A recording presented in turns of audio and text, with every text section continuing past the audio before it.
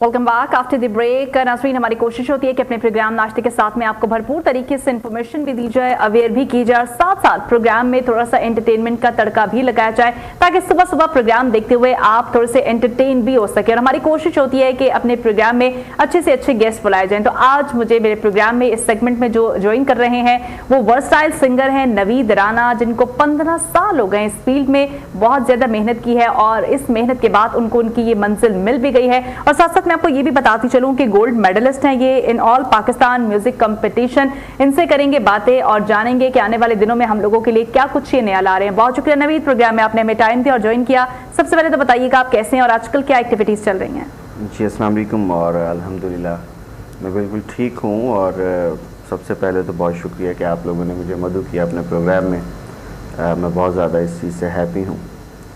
और क्या एक्टिविटीज चल रही हैं आजकल, कैसी लाइफ गुजर रही है, क्या कैसी रूटीन चल रही है? रूटीन जो है वो डेफिनेटली अपनी फील्ड के हिसाब से आजकल थोड़ी सी मसरूफियात है, कुछ प्रोग्राम्स, कुछ कॉन्सर्ट्स में। और इसके साथ अभी कुछ दिन पहले मेरा एक सॉन्ग रिलीज़ हुआ है जानिया के टाइटल से।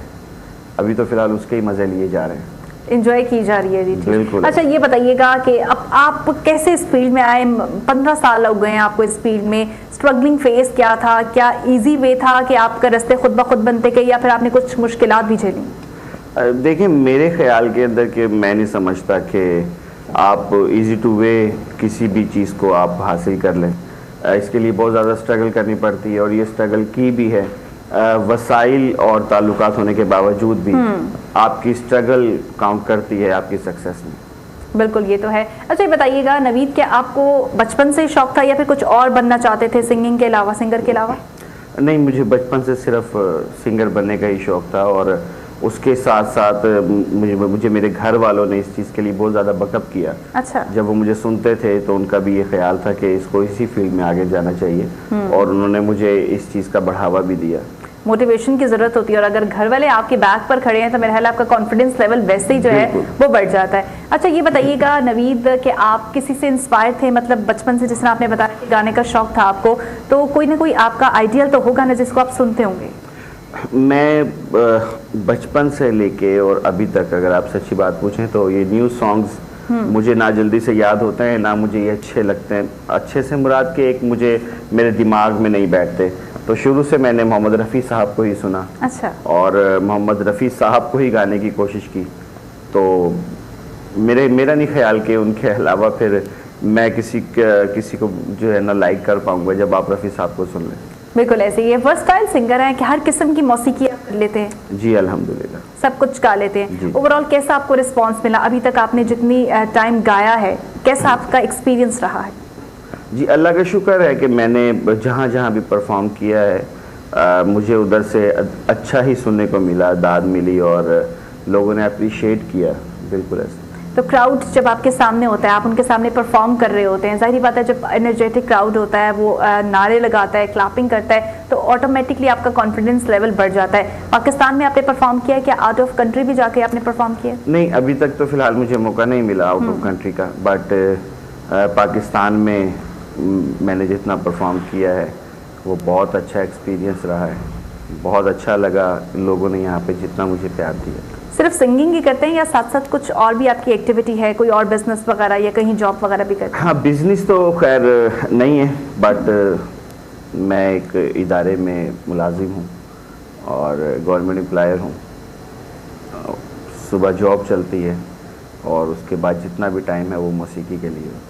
पाकिस्तान में म्यूज़िक इंडस्ट्री की अगर मैं बात करूं तो आपके ख्याल में कहां पर स्टैंड कर रही है? क्या सिंगर्स को प्रमोट किया जाता है? क्योंकि आजकल तो बहुत ज़्यादा कंपटीशन हो गया है और बहुत ज़्यादा सिंगर्स आ गए हैं।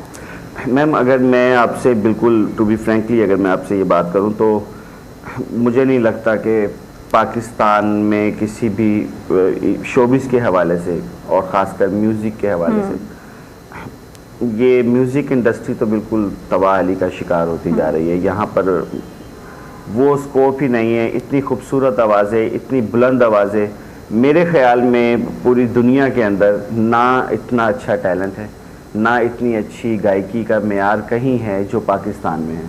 लेकिन इधर ना हमारे पास वो वसाइल हैं, ना हमें आगे अप्रिशिएट करने वाले कोई ऐसे लोग हैं। पाकिस्तान के अंदर सब कुछ है, बस बढ़ावा नहीं है। बढ़ावा आप कहते हैं कि हमारी गवर्नमेंट हमें सपोर्ट नहीं करती है? हाँ, जाहिर है, आपकी गवर्नमेंट हो तो कैसे नहीं आप सब कुछ कर पाएंगे, लेकिन हमारी गवर्नमेंट ही जो है इस चीज़ की तरफ तवज्जो नहीं दे रही। सिफारिशी कल्चर है हमारे यहाँ, क्योंकि आपने भी माशाल्लाह 15 साल स्ट्रगल की है। सिफारिशी कल्चर, फिर वो कहते हैं ना कि टांग खींचना, लेग पुलिंग वगैरह, ये सीन भी है।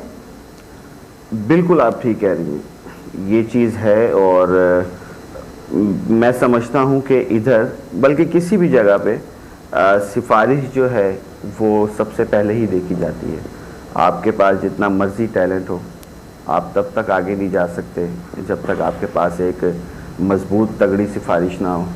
हाँ, लेकिन अगर अल्लाह पाक ने आपको आगे लाना ही है, वह तो इज़्ज़ु मन तशा व तो ज़िल्लु मन तशा, अगर अल्लाह ने आपके नसीब में लिख दिया है सक्सेस, तो उसे तो कोई नहीं रोक सकता। लेकिन 99% इधर सिफारिशी ही काम है, जिसको पर्ची सिस्टम कहा जाता है। वो कहते हैं ना, फिर नीयत भी अगर किसी की बिल्कुल साफ हो तो अल्लाह ताला खुद ब खुद रास्ते बना देता है। अच्छा नवीद, बताइएगा कि आने वाले दिनों में हम लोगों के लिए क्या कुछ नया आ रहा है आपकी जानिब से? क्या नया प्रोजेक्ट है आपका? अभी कुछ दिन पहले, जैसे मैंने आपको बताया, मेरा एक सॉन्ग रिलीज़ हुआ है जानिया के टाइटल से। कुछ महीनों के बाद इंशाल्लाह ताला उस पर काम जारी है, और एक नया प्रोजेक्ट मेरा आ रहा है हुन आजा माही के नाम से। ठीक, ये जो अभी आपका रिसेंटली आप बता रहे हैं कि जानिया के नाम से रिलीज हुआ है, इसको मतलब क्या आप खुद सारा ओवरऑल डिसाइड करते हैं कि क्या लोकेशन है, कहाँ पर आपने इसको पिक्चराइज करना है, और क्या, या फिर आपकी पूरी टीम है? नहीं, मेरी पूरी टीम ही इसमें वर्क कर रही है, बट पीछे सारा आइडिया जो है या जितना कुछ भी करना है वो मुझे ही करना होता है। अच्छा, एक बड़ी फेमस टिकटॉकर है हमारी हरीम शाह जी जी, की भी कोई स्टोरी है मेरे ख्याल है, कैसे वो फेम की बुलंदियों पर पहुंची, तो मैं चाहूँगी वो भी आप हमारे साथ शेयर करें।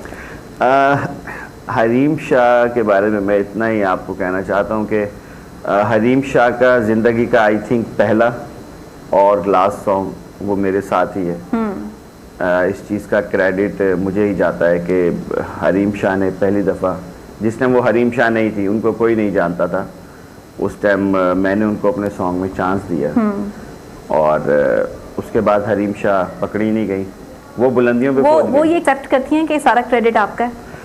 अगर वही अगर एक्सेप्ट कर लें तो मेरे ख्याल में वो इसको अपने टिकटॉक आईडी पे भी डालती, इसको अपनी इंस्टा आईडी पे भी डालती, बट वही आपकी वाली बात है कि इधर किसी को बुलंदी पे चढ़ता देख के किसी को भी अच्छा नहीं लगता यहाँ पर। वो तो इससे कामयाब हो गई, बट उन्होंने मुड़ के देखा भी नहीं, कभी कांटेक्ट वगैरह नहीं किया, कभी कांटेक्ट भी नहीं किया उन्होंने। सही।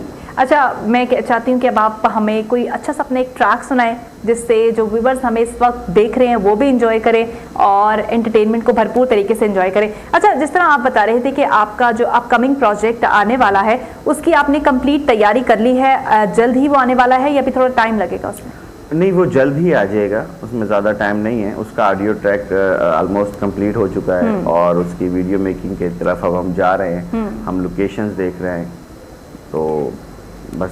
तो मोस्टली पाकिस्तान में आप इसको पिक्चराइज करते हैं या फिर नॉर्दर्न एरिया या कहीं और भी जाकर आप करते हैं? हम असल में लोकेशंस देखते हैं कि लोकेशंस सॉन्ग के मुताबिक कौन सी सूट करती हैं। अब जो ये सॉन्ग आ रहा है इसके लिए जो हमारा प्लान है वो नॉर्दर्न एरिया का ही है। सही। तो ये जो नया टैलेंट आ रहा है पाकिस्तान में, नए लोग आ रहे हैं सिंगिंग की दुनिया में कदम रख रहे हैं, उनके लिए आप क्या मैसेज देंगे? उनके लिए मतलब क्या क्वालिटी होनी चाहिए एक सिंगर के अंदर? मैं ये सोचता हूँ कि पर्सनल मेरी एक ही सोच है कि जो सिंगर्स जो अब आ रहे हैं उनको सिर्फ एक मखसूस दायरा कार के अंदर नहीं घूमना चाहिए कि वो अगर पॉप कर रहे हैं तो बस पॉप पे ध्यान दें, अगर वो क्लासिकल कर रहे हैं तो जस्ट क्लासिकल पे ध्यान दें। मैं ये कहना चाहता हूँ कि आप हर तरह की मौसीकी सुनें, हर तरह की मौसीकी पे ध्यान दें, ताकि आप वर्सटाइल बन सकें।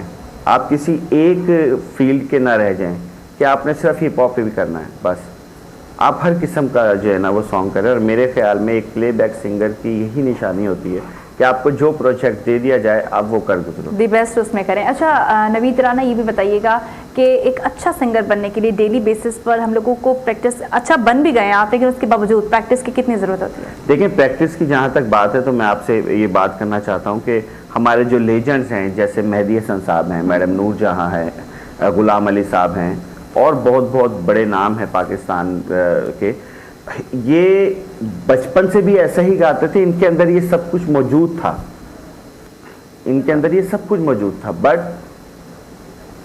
आपने इंग्लिश की मिसाल वो सुनी कि प्रैक्टिस मैन्स परफेक्ट। आप जब तक उसकी तैयारी नहीं करते, जब तक उसके लिए आप रियाज नहीं ना करते, तो वो चीज़ निखरती नहीं है। होती तो है आपके अंदर क्योंकि वो गॉड गिफ्टेड होती है, बट वो निखरती नहीं है।